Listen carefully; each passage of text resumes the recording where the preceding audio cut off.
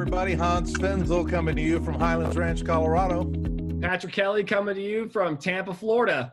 And welcome to our Millennial Gen X Boomer panel today. And we have representatives from all three generations. Thank you all for being a part of this call today. We're going to start with Mark, and we're going to go around and have everybody introduce your name, where are you today, your job, and what generation you represent.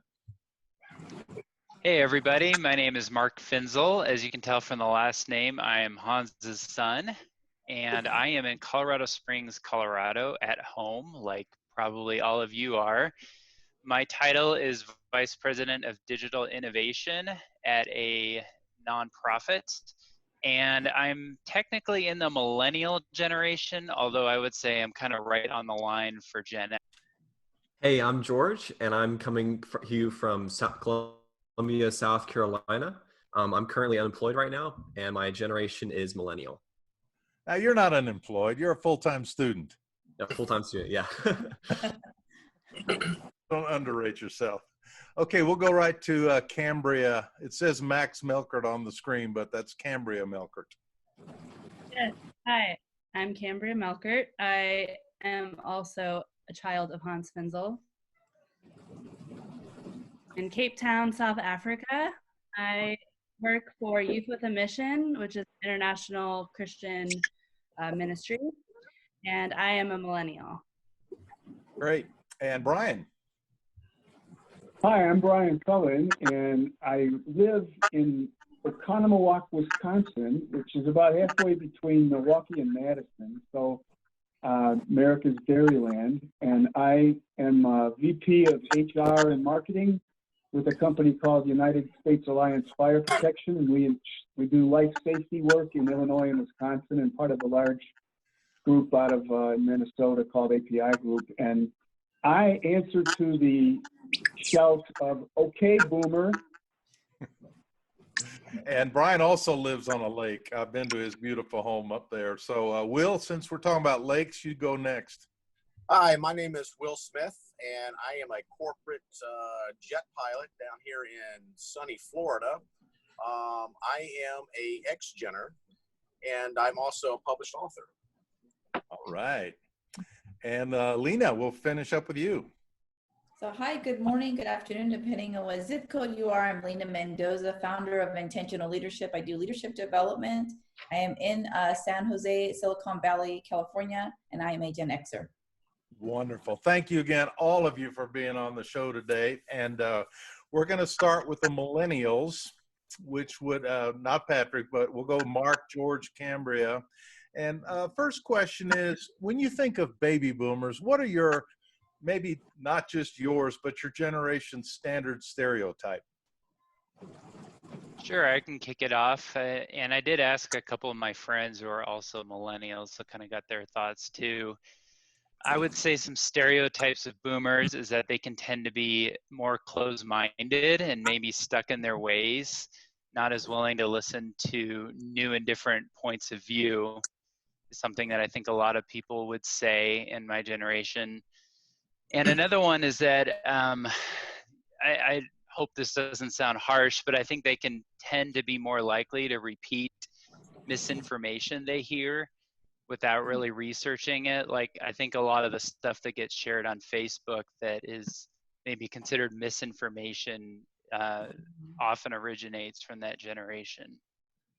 Wow, that's cool. I like that. I like that. I've never heard that one. George, by the way, George grew up in Japan as an MK, so he's not your typical American millennial, but that's one reason I wanted him, because he is a college student. And George, how would you answer that question? I would say some of our stereotypes are, we see boomers as very driven, very highly educated, but also very controlling, very prideful.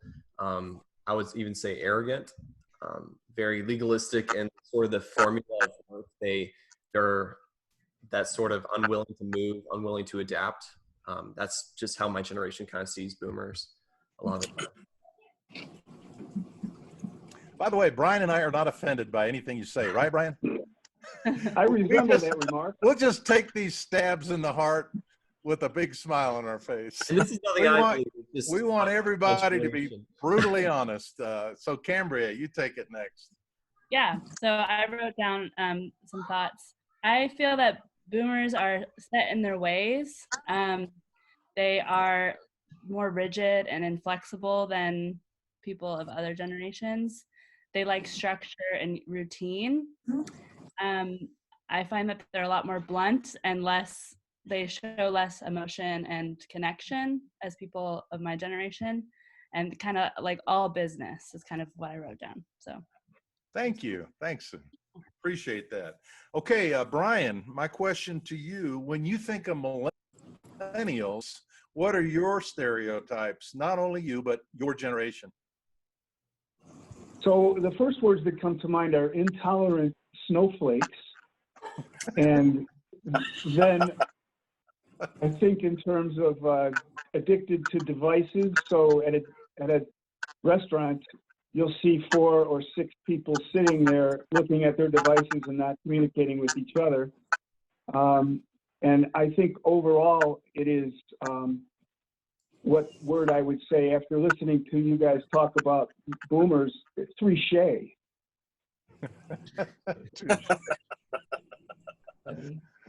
Okay, well, thank you, Brian. I'm sure there's a lot more there, but Patrick, go ahead. Happened to you, Hans. I put my do not disturb on, and my phone's been ringing. It's like it's ringing off. It's like it's ringing off the hook. I can't. And now it just froze. Like it just froze on me. So perfect example of adapting and pivoting this time. But I've never seen my phone ring a bunch of times and then just go completely dead on me. So Facebook Live is now off for me. I don't know what happened, so I apologize. I apologize for that because I was trying to make sure our Facebook Live was still streaming, but we are not anymore. So Hans, please make sure that we're all tagged in this because my Facebook Live is not streaming anymore. All right, and we can edit a lot of this out too. Just remember that. Where are we? Patrick, you're going to ask the Gen Xers their first question. Whew, I almost started sweating, everyone. I mean, whew, geez, good thing. All right, so let's talk to Gen Xers. This is Lena and Will. So this is great. So the Gen Xers always feel like they're stuck in the middle, and I get this all the time. I've had conversations with both Will and Lena about this specific subject, and it was interesting because everybody's got a different perspective, but all Gen Xers normally have a very same perspective on this. So, we'll start with Lena first, but tell us why, or if you feel stuck in the middle of these two massive generations between the boomers and the millennials. I definitely feel stuck. So I grew up as I guess I've never heard of the term MK as a military kid. So I definitely had a lot of that structure and, that this is kind of how life is. And these are the parameters, stay within the box. And, but I have a millennial spirit, if I can say, because I like creativity. I love innovation. I love new opportunities. And so I feel very stuck. And so I shared that I studied why millennials were not hired and why they were fired, right? So how they're hired and why they were fired. And there was a very strong correlation. And so that's what I would do, is teach that in my courses in college, so that I could keep millennials hired and married or in partnership for a very long time. And actually that same goes across the board for every generation. So I do feel stuck because I feel like I have to wear a suit, but I really want to wear a baseball hat. So, I like organizations that are definitely flexible to personality, and they really look more at your competitive intelligence and more at your heart and how you serve.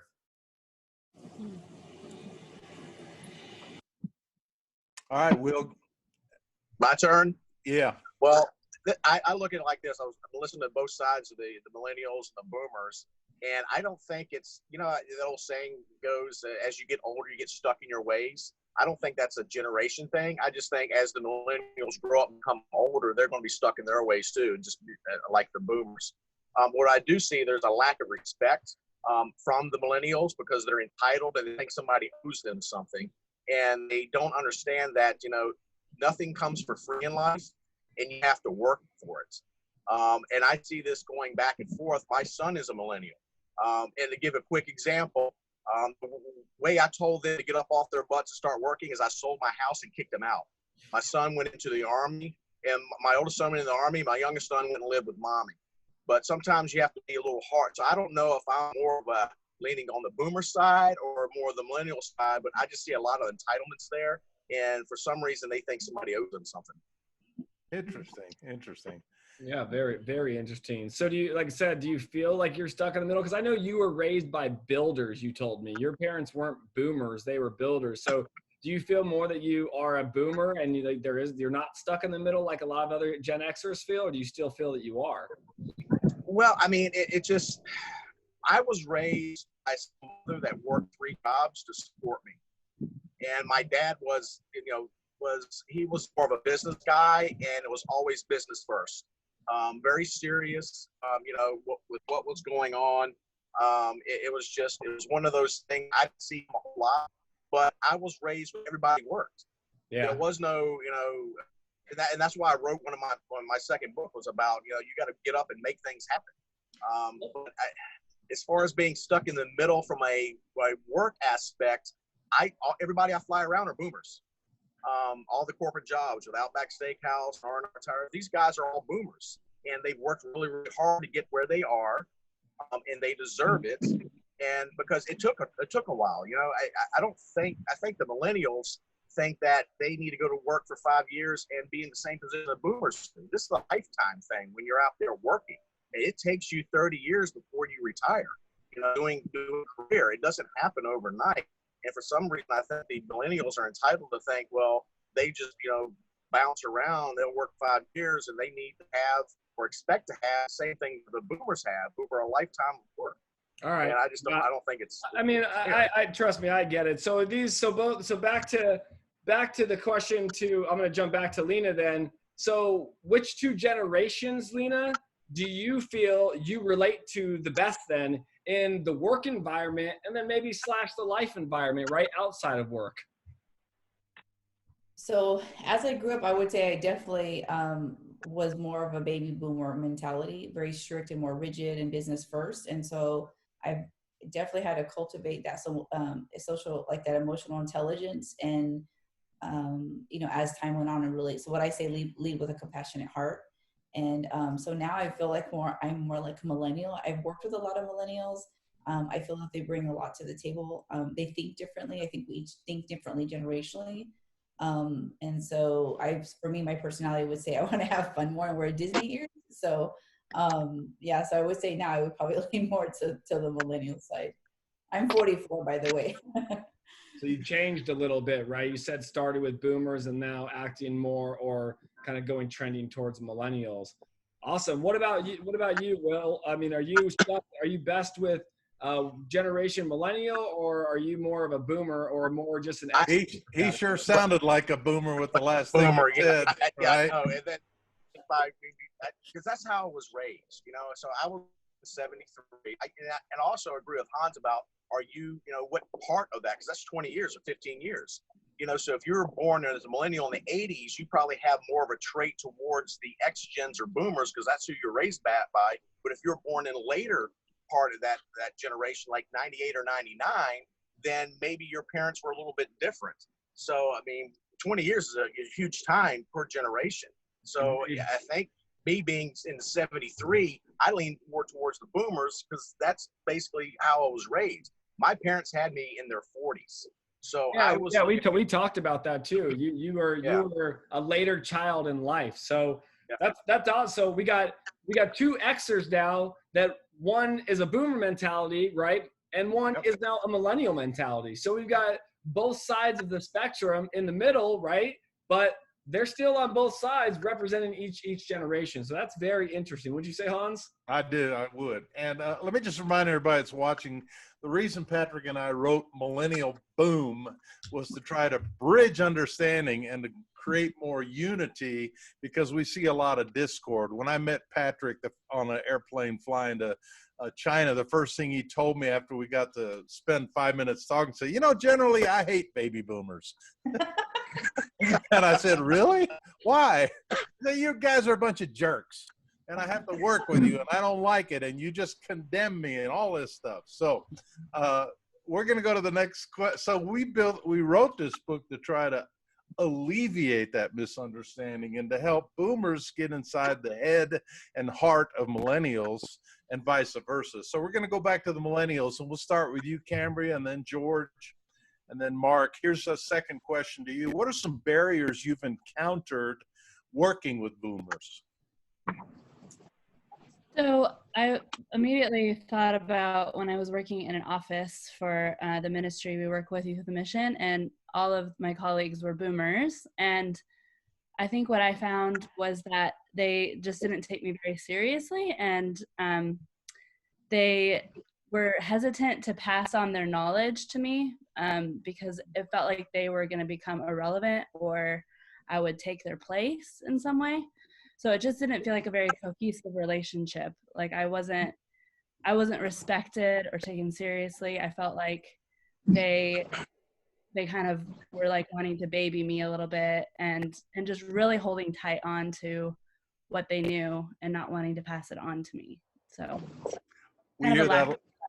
Yeah, we hear that a lot. RESPECT, and the lack of respect. That I appreciate that very much, because we hear that. That's the first thing I heard from Patrick. You guys just don't respect us. You don't think we have anything to contribute. How about you, George? How would you answer that question? I would say one of the biggest barriers I've seen is when technology is entering the workplace. Some of my jobs I've had, boomers have had a harder time adjusting and adapting to that change. And that's kind of slowed the process of that change a little bit. So that's probably one of the biggest barriers I've seen. Anything else? Kind of building off of what she said, I think that just the whole attitude towards millennials, that they see us as someone who's lesser than, someone who's less educated, less determined, less driven. And that kind of discourages me from trying a little bit more than I could. And it's very hurtful, and it creates bitterness and tension between the generations, I would say. Yeah. Thanks. How about you, Mark? Yeah, first of all, I would say I actually feel like I work really well with boomers, and I haven't had a lot of issues working with them in my career. I don't know, maybe it's because I'm an old soul and tend to feel more comfortable with people older than myself. But I had a similar thought to what George said. You know, part of my job as a digital innovator is to bring new technologies and tools to the workplace. And I've definitely found the boomer generation slower to adapt to new tools and maybe not as understanding of how much benefit those tools can provide as they replace old tools. Like, for example, Slack is such a better way to communicate than email, but I found that boomer generation kind of the slowest to adapt to tools like Slack. Yeah, for sure. I've never even heard of Slack. No, Neither have I. It's a good tool. Hey, but we do say only boomers use email and builders. What were you going to say, Patrick? I was going to say, we said that earlier yesterday when Hans said email me, but you know, I'm going to jump in as the millennial here because I just pretty much related to everybody on this. And I wanted to say that, you know, even myself as Hans, when you and I met, I owned my own business. I was doing my own thing. And even I had that issue. Is when I was going in, I pitched all types of people from the Walmarts of the world all the way to large retailers across the globe. And I would hear all the time from these boomers, you'll get there, kid. Yeah, we'll give you a little bit here. We'll give you some pallet orders, give you a little bit to munch on. But once you've been in the industry for 20 years, you'll get it. You'll really get it. And you know, it's funny what George was saying, you know, it really kind of hurts you overall. You start to think to yourself, wait a minute, should I not even be here? Should I not be trying to do this? Because all they're telling me is do what you're told, blah, blah, blah.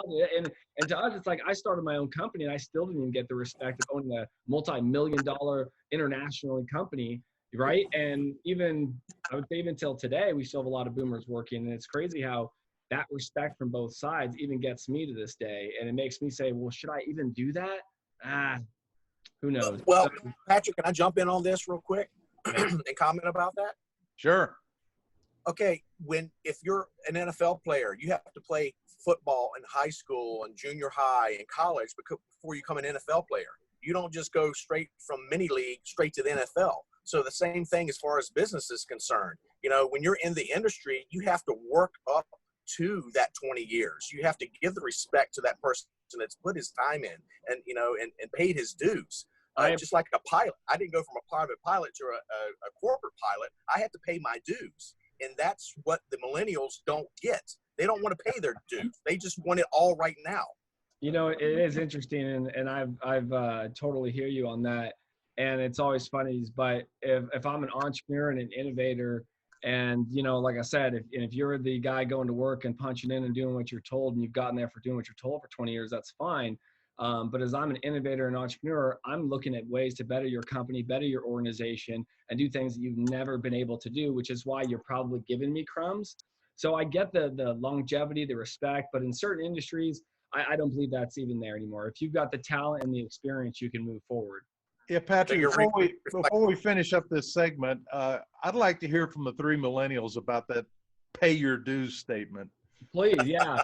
Mark. Actually, I have to say I totally agree with what Will said. I think there is a tendency for our generation to want everything our parents have now, but want it now, like 20, 30 years earlier. And I think that is a very real issue, that millennials can tend to not want to pay their dues, to do the lower menial jobs, to, you know, have a small starter home before they move up to a nicer home and all that kind of stuff. So I think you're absolutely spot on. Anybody else? Cambria, George? I think when you said that millennials have this sort of entitlement personality perspective, I think that's true, but I also think the boomers have that as well, but in a different way. I think that the whole, I've done all this work and I've earned this position, you should respect me. I think that's a little bit of entitlement as well. I feel like that whole, because of my age, you need to respect me, you need to honor me, which is true. We should do that. We should respect our elders. We should look for that mentorship. But I feel like that whole coming in with that whole demanding attitude, I feel like that's a little bit entitled. That's awesome. Hey, Patrick, you want to wrap up this first segment? And then only unless Cambria doesn't. Brian, you'll be the first up in segment 2. Go ahead. Go ahead. Oh, Cambria, you want to say it? Yeah, just quickly. I just wanted to say, I think what we're lacking is just like the connection. I kind of alluded to it with the stereotypes of boomers, is that I feel like there's less willingness to connect. And I feel like what we need is for boomers to look to the millennials and say, what do you have to offer, and make space for that. But that doesn't mean that we can't work our way up to us, you know, earning our dues, paying our dues, whatever. But like looking at one another and seeing what we bring to the table, I think is really what we're missing. And I do wish that the boomers that I work with would kind of look at us with curiosity of like, okay, you're not just these entitled brats, but like, what do you actually bring? Yeah. What new ideas, what new technology can you teach us about? You know, so just kind of a curiosity and a willingness to connect. I love that. Hey, by the way, those of you who are watching on Facebook Live, would you just hit your share button if you're into what we're doing? We're going to stop this first segment, but we're going to keep going on Facebook Live. But hit your share button if you're watching on YouTube. If you would like this, we would love it. Go ahead, Patrick. Yeah, so Lena, we're going to get to you next too as well. I know you've got something, write it down. But everybody, we're going to take a quick break and we'll be right back.